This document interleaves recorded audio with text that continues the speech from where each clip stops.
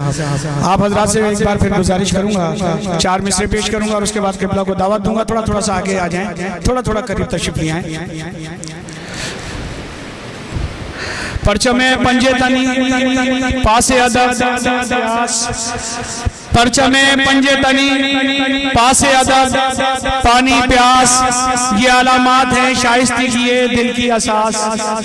پرچم پنجے تنی پاس ادب پانی پیاس، یہ علامات ہیں شائستی کیے دل کی اساس۔ سوچتا ہوں کہ محبت کی لغت میں ساحر، سوچتا ہوں کہ محبت کی لغت میں ساحر، نام کیا ہوتا وفا کا جو نہ ہوتے عباس۔ میں اس کے ساتھ درخواست گزار ہوں حجت الاسلام والمسلمین علی جناب قبلہ کعبہ مولانا ابو الحسن رضوی صاحب سے کہ وہ تشریف لائیں اور مجلس اعزاز سے خطاب فرمائیں۔ ان کے بعد شہنشاہ ذکر مصائب علی جناب مولانا منظور حسین سولنگی صاحب آج کی اس مجلس اعزاز سے خطاب فرمائیں گے۔ بر محمد و آل محمد صلوات۔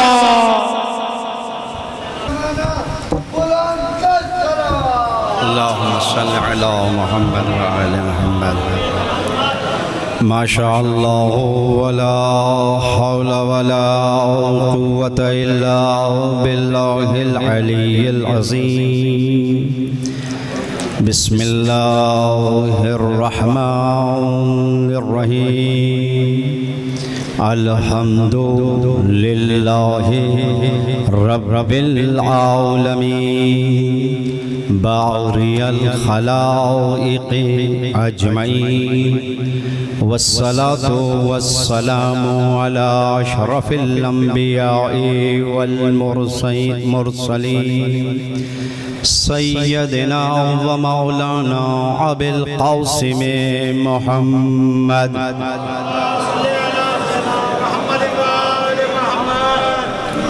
واہل بیتہ الطیبین الطاہرین المعصومین، واللعنة الدائمة على أعدائهم أجمعين۔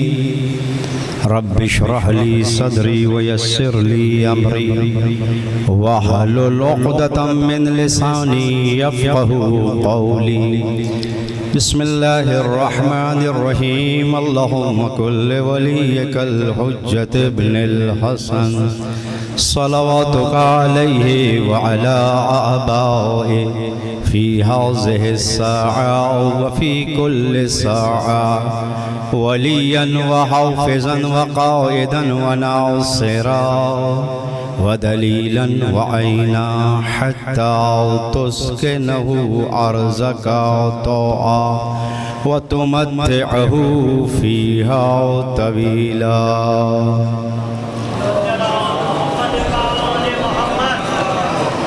ایک مرتبہ الحمد اور 3 مرتبہ قل هو اللہ احد یعنی سورہ توحید کی تلاوت فرما کر اس کا ثواب سید محمد حیدر شاہ ابن سید جاوید حیدر شاہ کی روح کو ایصال فرمائیں۔ بسم اللہ الرحمن الرحیم۔ الحمد للہ رب العالمین الرحمن الرحیم مالک یوم الدین، ایاک نعبد و ایاک نستعین، اہدنا الصراط المستقیم صراط الذین انعمت علیہم غیر المغضوب علیہم ولا الضالین۔ بسم اللہ الرحمن الرحیم۔ قل هو اللہ احد اللہ الصمد لم یلد ولم یولد ولم يكن له كفوا أحد۔ بسم الله الرحمن الرحيم۔ قل هو الله أحد الله الصمد لم يلد ولم يولد ولم يكن له كفوا أحد۔ بسم الله الرحمن الرحيم۔ قل هو الله أحد الله الصمد لم يلد ولم يولد ولم يكن له كفوا أحد۔ مرحوم کے درجات کی بلندی کے لیے بر محمد و آل محمد صلوات۔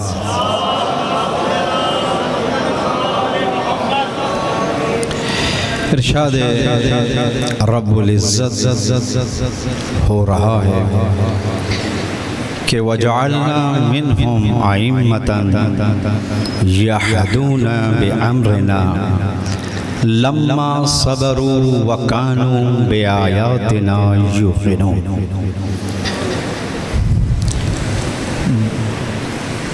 وجعلنا ہم قرار دیں گے منہم تم میں سے ائمۃً یعنی اماموں کو. پہلی ہی منزل پر خدا نے اختیار سلب کر لیا لوگوں سے.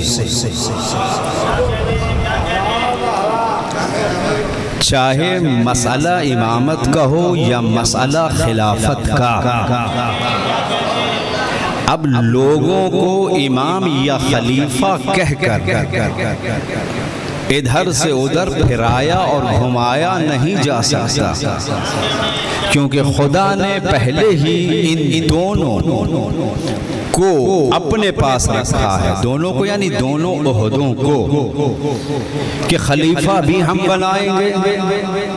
آدم کو خلیفہ بنایا تو پوچھا نہیں کسی سے کہ تم راضی ہو یا نہیں.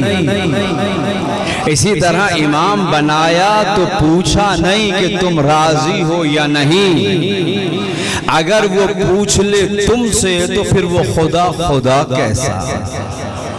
تم تو اپنے بارے میں نہیں جانتے کہ نہ معلوم اگلا لمحہ تمہارا اس طرف ہو یا اس طرف.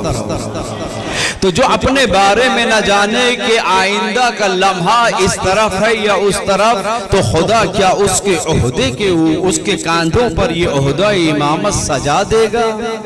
قطعاً. وَجَعَلْنَا مِنْهُمْ ائمۃً ہم قرار دیں گے تم میں سے اماموں کو، یہدونا بامرنا وہ ہدایت تمہاری کرے گا، حکم ہمارا ہوگا. بس اب اللہ نے یہ بتا دیا کوئی بھی منزل آ جائے یہ تمہارا نہیں مانے گا، میرا مانے گا. اس لیے کہ میرا بھیجا ہوا ہے، تمہاری وہ مانے گا جو تمہارا بنایا ہوا ہوگا. اور اسی لیے اس کے بنائے ہوئے نے ہر منزل پر یہ کہہ دیا کٹ سکتا ہوں لیکن حکم الہی اور امر الہی کو پس پشت نہیں ڈال سکتا. وَجَعَلْنَا مِنْهُمْ أَئِمَّةً يَهْدُونَ بِأَمْرِنَا لَمَّا صَبَرُوا وہ صابر بھی ہوگا. وَكَانُوا بِآيَاتِنَا يُوقِنُونَ اور وہ ہماری آیات پر یقین بھی رکھتا ہوگا. بس جلدی جلدی دو چار مرحلے ہیں. وہ صابر بھی ہوگا، وہ عجلت نہیں کرے گا. عجلت کرنے والے اور تھے کہ ہمیں مل جائے، مطمئن وہ بیٹھا تھا، وہ صابر تھا کہ یہ عہدہ جب میرا ہے تو یہ منصب میرا ہے تو یہ علم بھی مجھے ہی ملے گا، کہیں اور جانے والا نہیں ہے.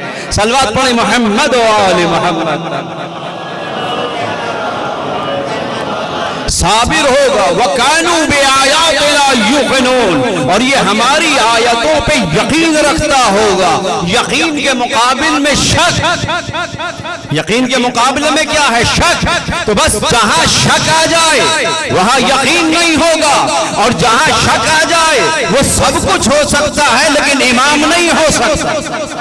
اس لیے کہ امام کے لیے منزل یقین پر ہونا ضروری ہے. تو بس اب اگر کوئی کہیں شک کرتا ہوا نظر آئے، آیات الہی میں سب سے بڑی آیت الہی کون ہے؟ آیت یعنی نشانی. نشانی کسے کہتے ہیں؟ جس کے ذریعے پتا چلتا ہے. نشانی ہی سے تو انسان معرفت حاصل کرتا ہے. تو اللہ کی معرفت کس کے ذریعے ہوگی؟ آیت الہی کے ذریعے. تو سب سے بڑی آیت الہی کون سی ہے؟ سب سے بڑی آیت الہی کا نام مصطفیٰ ہے. سب سے بڑی آیت کا نام مصطفیٰ ہے. تو اب کیا کہا کہ وہ ہماری آیتوں پہ یقین رکھتا ہوگا، شک نہیں رکھے گا. اگر کسی منزل پر محمد مصطفیٰ پہ کسی کو شک ہو جائے، نعرہ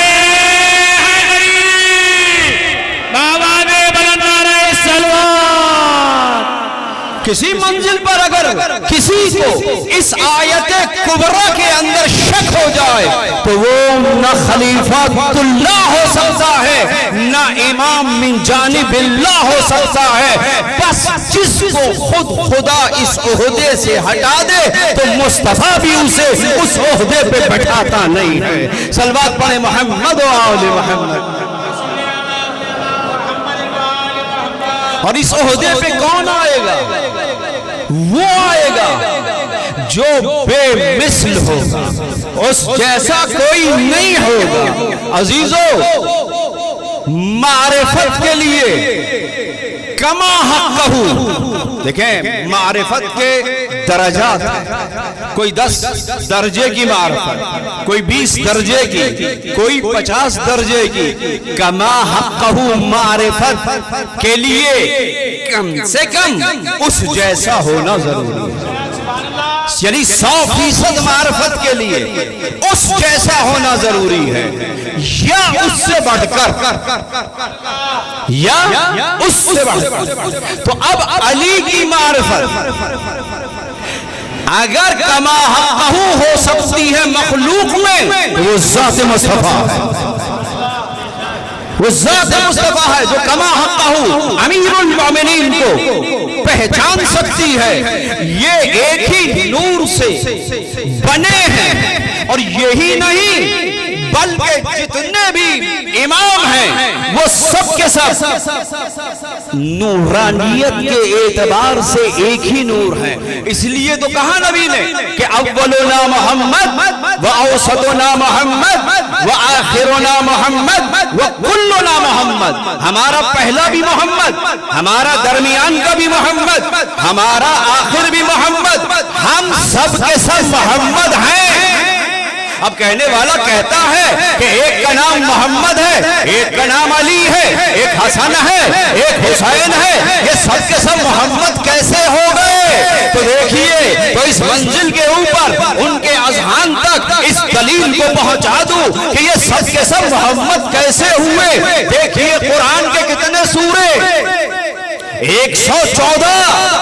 ایک کا نام سورہ حم، ایک کا نام سورہ بقرہ، ایک کا نام آل عمران، ایک کا نام یاسین، ایک کا نام سورہ توحید.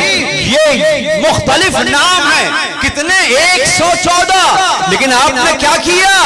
جب حمد پڑھی سب نے کہا قرآن پڑھا، جب بقرہ پڑھی سب نے کہا قرآن پڑھا، جب یاسین بڑی پڑھی سب نے کہا قرآن پڑھا. ارے نام تو علیحدہ علیحدہ ہیں، ایک نے توحید پڑھی، ایک نے یاسین پڑھی، ایک نے ناس پڑھی، لیکن سب نے کہا قرآن پڑھا. اسی طریقے سے سمجھ لو کہ کبھی تمہیں علی نظر آئے گا، کبھی حسن ہوگا، کبھی مصطفیٰ ہوگا، لیکن جب ان کو دیکھو گے یہ ایک ہی نور ہے، یہ سب کے سب محمد ہے.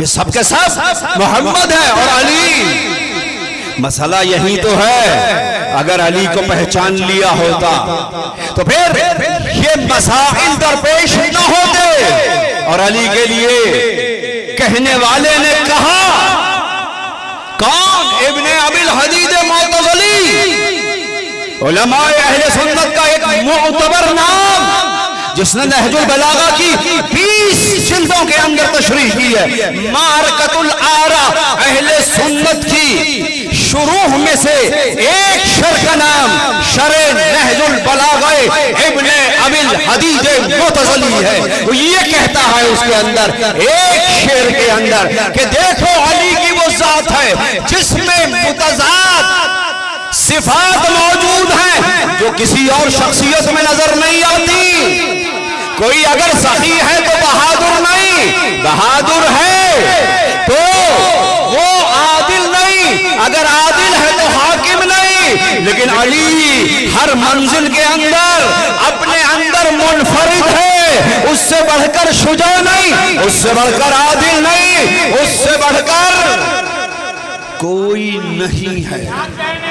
یا مصطفیٰ کا بنانے والا، یا مصطفیٰ یا مصطفیٰ کا بنانے والا. کیوں؟ جب تک نبوت مصطفیٰ کا اور ولایت علی کا اقرار اللہ نے انبیاء سے نہیں لیا، اس وقت تک منصب نبوت عطا نہیں کی. کیوں؟ وَإِذِ ابْتَلَىٰ إِبْرَاهِيمَ رَبُّهُ بِكَلِمَاتٍ فَأَتَمَّهُنَّ قَالَ إِنِّي جَاعِلُكَ لِلنَّاسِ إِمَامًا. کون ابراہیم؟ وَإِذِ ابْتَلَىٰ إِبْرَاهِيمَ رَبُّهُ بِكَلِمَاتٍ، کچھ کلمات کے ذریعے بہت جلدی ابراہیم کا امتحان لیا. فَأَتَمَّهُنَّ، تو وہ امتحان میں کامیاب ہو گئے. کیا کہا خدا نے؟ إِنِّي جاعل للناس اماما، میں تمہیں بنا رہا ہوں لوگوں کے لیے امام. کیا یہ ابراہیم اس امامت سے پہلے کچھ اور عہدے نہیں رکھتے تھے؟ رکھتے تھے یقیناً. عبد بھی تھے، نبی بھی تھے، رسول بھی تھے. جو منصب نہیں تھا اس کو خدا نے دیا ہے اس امتحان کے بعد.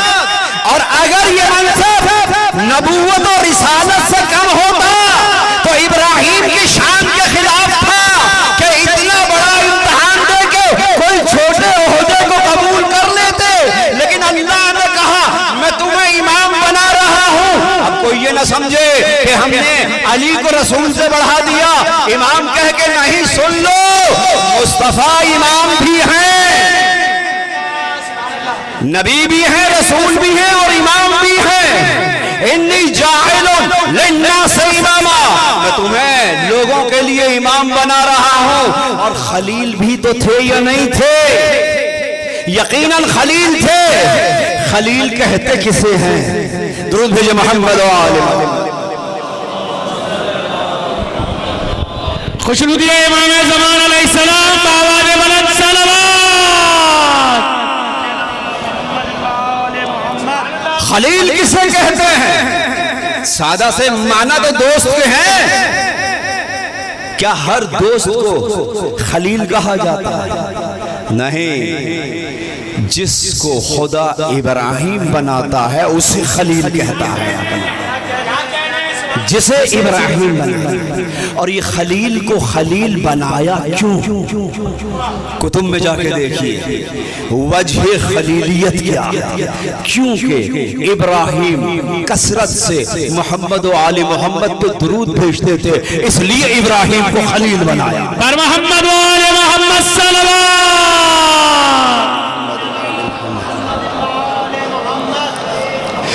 ابراہیم کو خلیل کیوں بنایا؟ اس لیے کہ وہ کثرت سے محمد و آل محمد پہ درود بھیجتے تھے. عزیزو، اس منزل پر ابراہیم کے بہت سارے امتحانات ہوئے یا نہیں ہوئے؟ اہم ترین امتحاناتوں میں سے ایک امتحان ذبیح اللہ اور ایک امتحان آتش نمرود میں پھینکے جانے کا. تفصیل سے نہیں، فقط ایک لب لباب پیش کر رہا ہوں اس واقعے. ابراہیم جب بھیجا گیا آتش نمرود کے اندر تو جبرائیل نے کہا رب کی بارگاہ میں، اے اللہ کیا مجھے اجازت ہے کہ میں ابراہیم کو بچا لوں؟ اجازت ملی. ابراہیم کے پاس جبرائیل آتے ہیں، کہتے ہیں اللہ کا حاجت، ابراہیم تمہیں کوئی حاجت ہے، کوئی ضرورت ہے، کوئی نیاز ہے، کوئی مدد کی ضرورت ہے؟ ابراہیم کا توکل تو دیکھیں،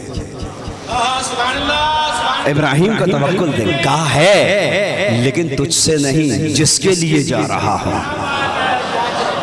یہ ہے توکل ابراہیم. ہم بھی اپنے اندر توکل ابراہیمی پیدا کریں. یہ ہے توکل ابراہیم ہے لیکن تجھ سے نہیں. اب دیکھیں، مدد مانگنے والا بھی جانتا ہے کہ میں اس سے مانگوں، ہر کسی سے نہیں.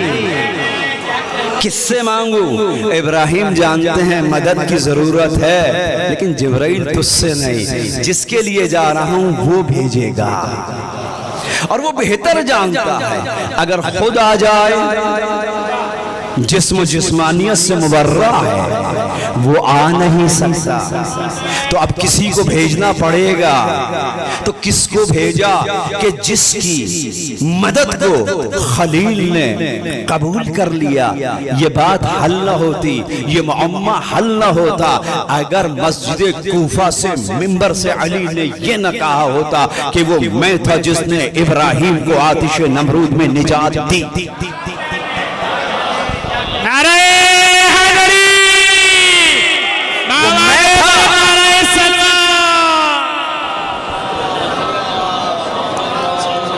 تو ابراہیم بھی جانتے تھے کہ مدد کی ضرورت ہے، لیکن جبرائیل سے نہیں، استاد جبرائیل سے لوں گا۔ تو ابراہیم کی مدد کی۔ تو عزیزان کرام، اب اس منزل دو رخ قرآن کے آپ کے سامنے پیش کر۔ ان اللہ لا يفعل القبیح ولا يترك الحسن۔ توجہ کریں گے، ایک اصول ہے علم کلام کا۔ مجھے کیوں ضرورت پیش آئی اس علم کلام کی بات کو کرنے کے لیے؟ اس لیے کہ مجھے دو رخ قرآن کے آپ تک قرآن کی زبان سے بیان کرنا۔ ان اللہ لا یفعل القبیح ولا یترک الحسن۔ خداوند عالم کسی بھی اچھی چیز کو، حسن چیز کو ترک نہیں کرتا، چھوڑتا نہیں۔ کوئی بھی نیک کام ہو، کوئی بھی اچھا کام ہو، خدا اس کو ترک نہیں کرتا، چھوڑتا نہیں۔ پھر لا یفعل القبیح، اور جو بھی کبھی کام ہو اس کو انجام نہیں دیتا۔ اب میری ابتدا کے جملے اس علم کلام کے نقطے سے ملاتے چلے جائیے، نہ جانے کتنی گتھیاں سلجھتی چلے جائیں، کہ خدا کسی حسن کام کو چھوڑتا نہیں، کسی برے کام کو انجام نہیں دیتا۔ تو کیا کہا خدا نے؟ ان اللہ وملائکتہ یصلون علی النبی یا ایھا الذین آمنوا صلوا علیہ وسلموا تسلیما۔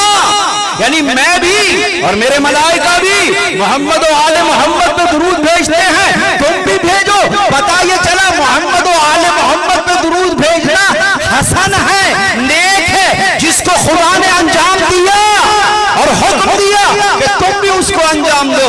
یہ قرآن مجید کی آیت۔ پھر خدا نے کیا کہا کہ لعنت اللہ علی الکاذبین۔ پھر دوسری جگہ کیا کہا؟ لعنت اللہ علی الظالمین۔ ان اللہ یعظون اللہ ورسولہ لعنہم اللہ فی الدنیا والآخرہ۔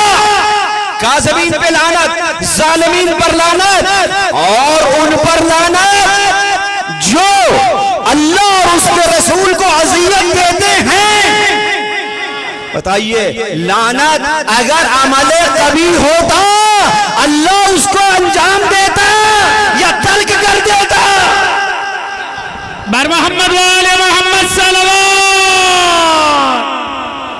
میری بات واضح نہیں ہوئی، مل کے صلوات محمد و آل محمد۔ قانون تو یہ تھا کہ حسن کو ترک نہیں کرتا، اچھے کو چھوڑتا نہیں، برے کو انجام نہیں دیتا۔ صلوات اچھی تھی، انجام دی، لعنت کو بھی انجام دیا، تو لعنت بری نہیں ہے، لیکن بس دیکھنا یہ ہے کہ دی کس کو جائے۔ صلوات پڑھیں محمد و آل محمد۔ ان اللہ، خداوند عالم کبھی کو انجام نہیں دیتا۔ عزیزو، اڑنے کے لیے دو پر کی ضرورت ہے، پرواز کے لیے کبھی دیکھا ہے کہ اگر کسی پرندے کا ایک پر زخمی ہو جائے تو وہ پرواز کرے؟ نہیں کر سکتے۔ آپ کیا کرتے ہیں؟ اس کے زخم کو اچھا کرتے ہیں۔ جب اچھا کرتے ہیں تو کیا ہوتا ہے؟ وہ پرواز کے قابل ہوتا ہے۔ جتنا دونوں بازو طاقتور ہوں گے اتنی پرواز اونچی ہوگی۔ اب میں اس جملے سے معرفت کی طرف لے کے آ رہا ہوں، اس لیے کہ اس کے بغیر معرفت مل ہی نہیں سکتی۔ دو پر چاہیے معرفت کے لیے۔ جس طرح پرواز پرندے کی ایک پر سے نہیں، اسی طریقے سے اس معرفت کے لیے انسان کو دو پر چاہیے۔ ایک پر کا نام ہے تولا، دوسرے کا ہے تبرہ۔ یہ دونوں پر جتنے مضبوط ہوں گے اتنی معرفت کی وادیوں کے اندر تمہاری پرواز اونچی ہوتی چلی جائے گی۔ جتنی پرواز ہوگی اتنا علی کے قریب ہوگے، جتنا علی سمجھ میں آنے لگے گا اتنا مصطفیٰ سمجھ میں آنے لگے گا، جتنا مصطفیٰ سمجھ میں آنے لگے گا اتنا خدا سمجھ میں آنے لگے گا۔ نعرہ تکبیر، نعرہ رسالت، نعرہ حیدری، باواد بلند نعرہ صلوات۔ اس لیے کہ بغیر معرفت کے کچھ نہیں ملنے والا۔ دونوں پروازوں کو طاقتور کرو تو تمہاری پرواز اونچی ہوتی چلی جائے گی۔ اور امام فرماتے ہیں کہ خداوند عالم نے جو سب سے بڑی نعمت دی ہے وہ ہماری معرفت ہے، ہماری معرفت ہے۔ خدا نے کیا کہا؟ وَإِن تَعُدُّوا نِعْمَةَ اللَّهِ وَلَا تُحْصُوهَا۔ اگر تم نعمت خدا کو شمار کرنا چاہو تو تم اسے شمار نہیں کر سکتے۔ یہ نعمت الہی ہے کیا؟ امام باقر علیہ السلام کہتے ہیں نحن نعمت اللہ، وہ نعمت الہی ہم ہیں۔ اب دیکھیں، ایک ہے اصل اور ایک ہے اس کی فرع۔ اصل یہ ہے کہ اصل نعمت الہی معصومین ہیں، مصطفیٰ اور یہ ائمہ ہدی اور حضرت زہرا سلام اللہ علیہا، یہ اصل نعمت الہی۔ اس کے بعد جتنی نعمتیں ہیں وہ ان کے وجود کا پرتو ہے۔ اگر ان کا وجود نہ ہوتا نہ یہ سورج ہوتا، نہ یہ چاند ہوتا، نہ یہ زمین ہوتی، نہ یہ ہوا ہوتی، نہ یہ انس ہوتا، نہ یہ جن ہوتا۔ نعرہ صلوات۔ ثم لا تسألون يومئذ عن النعيم، اور قیامت کے دن تم سے سوال ہوگا یومئذ عن النعیم، کس کے بارے میں؟ نعمت کے بارے میں۔ ایک شخص بیٹھا تھا امام کی خدمت میں، اس آیت کو جب پڑھا امام نے کہا بتا کہ اس نعمت سے مراد کیا ہے؟ کہا جو ہم نے کھایا ہے، جو ٹھنڈا پانی پیا ہے، یہ ہے جس کا سوال ہوگا۔ امام نے کہا اچھا یہ بتا، اگر سب سے یہی سوال ہو کتنی دیر لگے گی یوم آخرت تم لوگوں کو جوابات دینے میں؟ کہا مولا آپ ہی بتائیے۔ کہا وہ نعمت ہمیں جن کے بارے میں سوال ہے، یعنی یہ اہل بیت ہے جن کے بارے میں سوال ہوگا۔ اور اگر بخشش چاہیے، نجات چاہیے دوزخ سے، بس میرا وقت اب اجازت نہیں دیتا کہ میں آگے بڑھوں، تو کیا کرنا چاہیے؟ اسی نعمت کا شکر ادا کریں۔ اس نعمت کے شکریہ کے بدلے میں ہمیں آتش جہنم سے نجات ملے گی۔ دو جملے مجلس ایصال ثواب ہے، اور پھر میں اس طرف اِنَّا لِلَّهِ وَإِنَّا إِلَيْهِ رَاجِعُونَ۔ کیا معنی ہے اس کی؟ ہر ایک کی زبان پہ یہ آیت ہے، جب بھی کوئی حادثہ ہوا، جب بھی کوئی شخص اس دنیا سے گیا، اطلاع ملی، اس کلمہ استرجاع کو اپنی زبانوں سے جاری کرتے ہیں، اِنَّا لِلَّهِ وَإِنَّا إِلَيْهِ رَاجِعُونَ۔ کہ ہم اسی کی طرف سے ہیں اور اسی کی طرف ہمیں پلٹ جانا ہے. یہ اس کی طرف سے ہیں, اس کی طرف پلٹ جانا ہے. اب بیچ کا حصہ رہ گیا. آئے کہاں سے؟ وہاں سے. جا کر آئے ہیں اس کی طرف. جب وہاں سے آئے تو اپنی مرضی سے نہیں آئے. جب یہاں سے جا رہے ہیں تو اپنی مرضی سے نہیں جا رہے.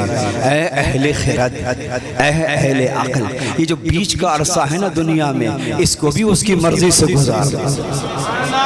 جب یہ عرصہ تمہارا اس کی منزل سے مرضی سے گزر جائے گا تو اب موت تمہارے لیے شہد سے زیادہ شیریں ہو جائے گی. شہد سے زیادہ شیریں ہو جائے گی. دیکھیں اگر ہم بچنا چاہتے ہیں نا, حسین کے در پر آ جائے, نجات مل جائے.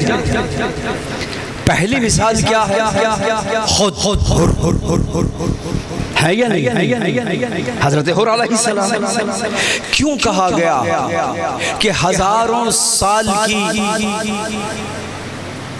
عبادت ایک طرف اور ایک فکر ایک طرف؟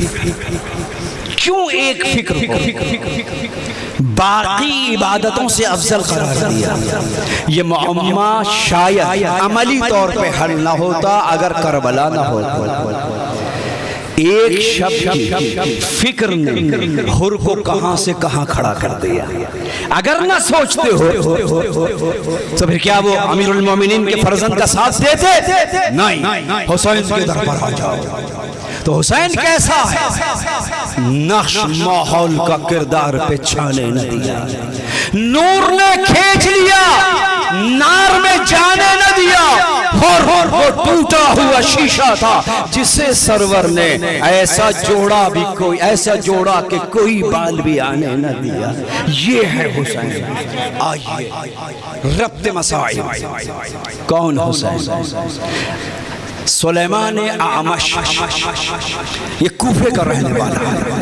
توجہ سے سنیں اور اس کو زندگی کے اندر جتنی بار بھی ہو سکے عملی طور پر انجام. یہ نہیں کہ ایک دفعہ اگر زیارت حسین کر لی کافی ہے, بار بار جتنی توفیق ہے بار بار زیارت کے لیے جائیے حسین کی.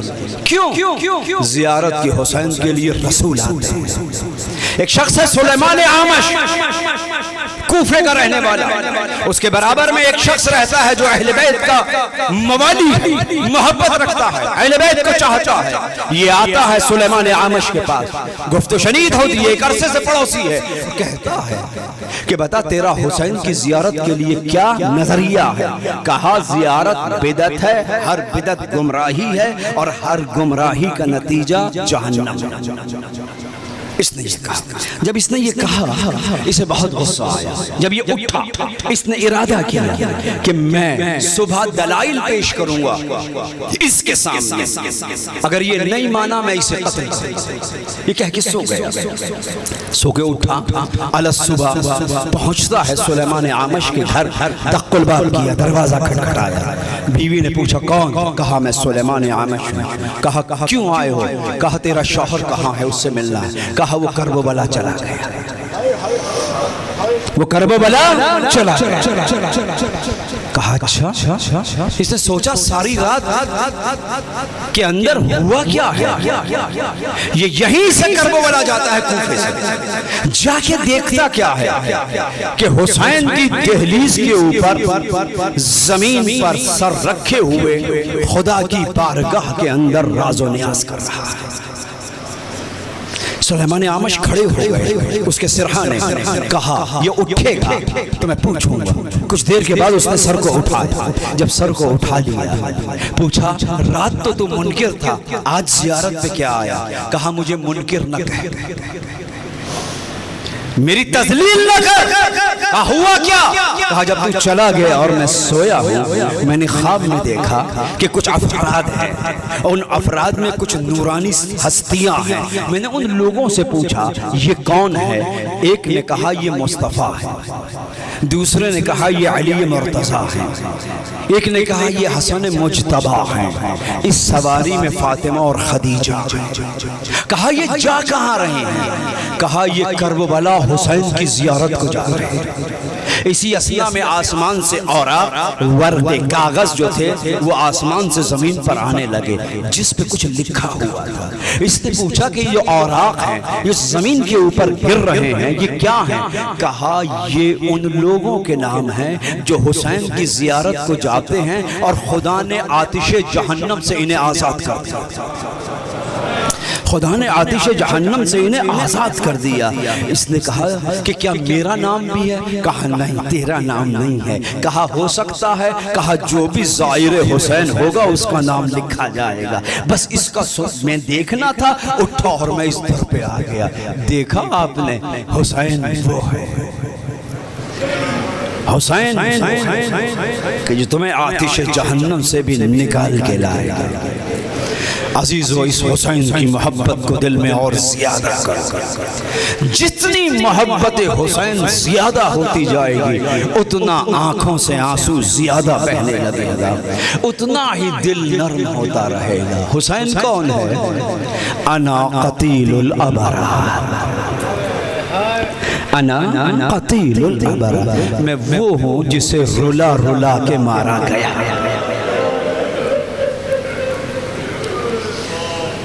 میں وہ ہوں جسے رلا رلا کے مارا گیا۔ میں اپنے برادر عزیز کی خدمت میں عرض کروں گا، برادر عزیز سید عقیل حیدر، آپ نے جوان کا جنازہ اٹھایا، کمر جھک گئی۔ کچھ عرصے پہلے مرحوم کی ماں کا جنازہ اٹھا، اس قلیل عرصے میں 2 جنازے آپ کے گھر سے اٹھے، آپ کے شانے نیچے آ گئے۔ لیکن کوئی حسین سے پوچھے کہ جس نے صبح عاشور سے اور عصر عاشور سے جنازوں پہ جنازے اٹھا،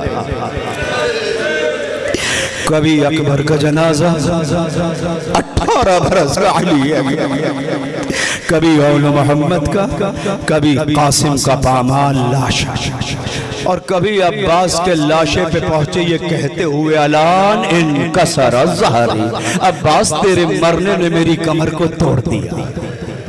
عباس کے جنازے سے اٹھے، لاش کو وہیں رکھ دیا۔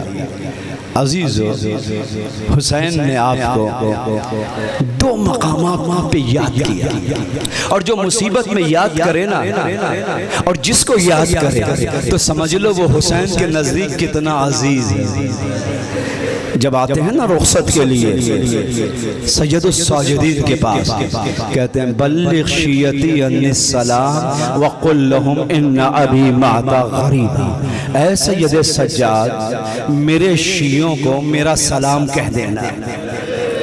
حسین نے کربلا کے میدان سے سلام کہا، بلغ شیعتی انی السلام وقل لهم ان ابی مات غریبا، اور ان سے یہ کہہ دینا میرے بابا کو وطن سے دور بلا کے شہید کر دیا گیا۔ اور دوسری منزل کیا تھی؟ جب علی اصغر کو لے کے چلے تھے، شیعتی مہما شربتم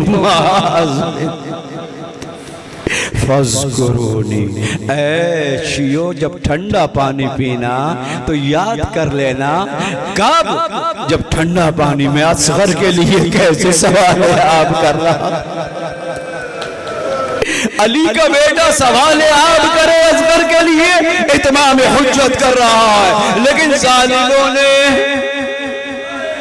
پانی نہ دیا بلکہ تیر چلا۔ کون علی اصغر؟ باب الحوائج، چند باب الحوائج ہیں تاریخ میں سے، اس میں سب سے چھوٹا باب الحوائج علی اصغر، بہت مظلوم ہے یہ۔ جیسا ظلم اس اصغر کے ساتھ ہوا، دیکھیں روایت آپ کے حوالے کروں گا۔ علی اصغر بہت ہی پیاسے سے بھوکے تھے، لے کے آئے ہیں حسین، سوالات کیا، تیر چلنا چاہتا ہے گر جاتا ہے، پھر تیر چلانا چاہا پھر گر گیا، پوچھا تجھ سے بہتر کوئی تیر انداز نہیں، کہا جو میں دیکھتا ہوں تو نہیں دیکھتا، کہا کیا دیکھتا ہے، کہ جب میں تیر چلانا چاہتا ہوں خیمے کا پردہ اٹھتا ہے۔ اب اس نے تیر آنکھوں پہ پٹی باندھ کے جلایا، تیر جلا، فَذَبَحُوهُ مِنَ الْعُزْنِ إِلَى الْعُزْنِ، یہ بچہ ذبح ہو گیا، تیر یہاں سے چلا یہاں سے نکل گیا، حلقوم علی اصغر بھی چھدا، عزیز و حسین نے اس خون کو ہاتھ میں لیا، انکار آسمان ہے راضی زمین نہیں، اصغر تمہارے خون کا ٹھکانہ کہیں نہیں، حسین نے اس خون کو اپنی ریش مبارک پر مر لیا، حسین لاش علی اصغر لے کے چلے، بس ایک روایت ہے جو آپ کے حوالے کر رہا ہو، عزیز و حسین لے کر آئے ہیں، 7 مرتبہ آگے بڑھتے ہیں پیچھے ہٹتے ہیں، اِنَّ لِلَّهِ وَإِنَّا إِلَيْهِ رَاجِعُونَ رِضًا بِقَضَائِهِ وَتَسْلِيمًا لِعَمْرِهِ، یہ کہنے کے بعد حسین خیمے کے پیچھے گئے، حسین خیمے کے پیچھے کیا کیا؟ یہ واحد بچہ ہے جس کو حسین نے عاشور کے دن دفن کیا، ورنہ کسی کو حسین دفن نہیں کر پائے، لیکن یہ بچہ بھی زیادہ دیر دفن نہ رہ چکا، حسین نے قبر کو کھودا، خدا یہ منظر کسی کو نہ دکھائے کہ باپ بچے کی قبر خود کھودے، حسین نے قبر کھودی، کس سے کھودتے؟ شاید ذوالفقار ہی سے قبر کو کھودا تھا، اور حسین نے اصغر کو قبر میں لٹا دیا۔ دستور کیا ہے؟ دستور تو یہ ہے کہ جب قبر میں لٹا دیا جاتا ہے کوئی سلیب یا پٹھے رکھے جاتے ہیں، احترام میت یہ ہے کہ ڈائریکٹ میت کے اوپر مٹی نہ پڑے، یہ احترام میت ہے۔ حسین کے پاس کچھ نہ تھا، حسین کیا رکھتے؟ حسین نے مستقیماً ڈائریکٹ مٹی جو کربلا کی کتنی گرم تھی، بن جاتا تھا دانا بھی جو گرتا تھا زمین، اتنی گرم تھی، حسین نے اصغر کے پیروں کی طرف سے ڈالنا شروع کیا، جب پیروں کی طرف سے ڈالتے رہے، اب تک حسین قبر میں دیکھ رہے ہیں، جب سینے تک آ گئے، روایت یہ کہتی ہے حسین نے اب جب چاہا کہ کربلا کی گرم ریت کو اصغر کے منہ پہ چہرے پر ڈالے، اپنے منہ کو پھیر لیا، یہ باپ کیسے برداشت کرے گا کہ اس گلاب جیسے پھول کے چہرے کے اوپر کربلا کی ریت ڈالے، کربلا کی ریت ڈالی، قبر کو پنہا کیا، حسین آ گئے، جب کربلا کے مقتل کے اندر آواز گونجی، الا قتل الحسین بکربلا الا ذبح الحسین بنینوا، حسین کا سر بلند ہو گیا، اب سرہائے شہداء کو جسموں سے جدا کیا گیا، جدا کرنے کے بعد اس کو شمار کیا جانے لگا، کسی نے کہا حسین ایک بچے کو لے کے آئے تھے، اس کا سر نہیں ملتا، اس کی لاش نہیں ملتی، کوئی کہتا ہے میں نے دیکھا تھا حسین لاش کو لے کے خیمے کے پیچھے گئے تھے، جب واپس آئے تو حسین کے ہاتھوں میں کچھ نہ تھا، حسین کے ہاتھوں میں کچھ نہ تھا، اب کیا کیا جائے؟ کہا لگتا یہ ہے حسین نے پشت خیمہ پہ اصغر کو کربلا کی زمین کے حوالے کر دیا، گھوڑے سواروں کو تیار کیا گیا، نیزے ان کے ہاتھوں میں دیے گئے کہ جاؤ خیمے کے پیچھے ان نیزوں کو زمین کے اندر کھوپتے چلے جانا، یہ نیزہ سوار آتے ہیں اور اس نیزے کو زمین کربلا کے اندر کھوپتے جاتے ہیں، ایک نیزہ گھپا، اب جو اٹھا علی اصغر کی لاش اس نیزے پہ بلند ہوئی، سب کے سر بلند تھے، بس علی اصغر کا جسم نازنین تھا جو اس نیزے پہ بلند ہو گیا، آزادار و آخر منزل۔ جب بھی یہ جملہ یاد آئے اصغر کی مظلومیت کو رو لینا۔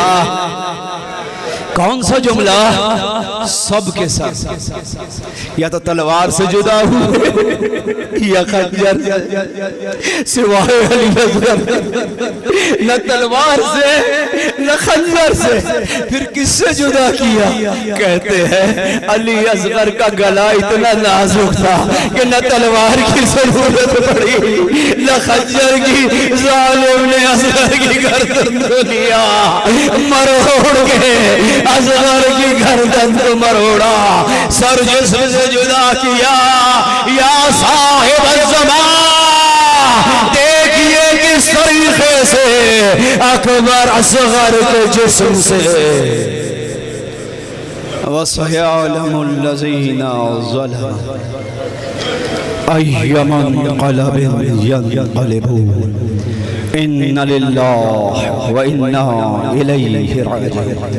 پروردگار، جو بھی ذکر فضائل و مصائب اہل بیت کیا گیا، جو قرآن پڑھا گیا، اس سب کا ثواب مرحوم سید محمد حیدر شاہ کی روح کو ایصال فرما، ان کی قبر پر رحمتوں کا نزول فرما، جوار سید الشہداء میں جگہ عنایت فرما۔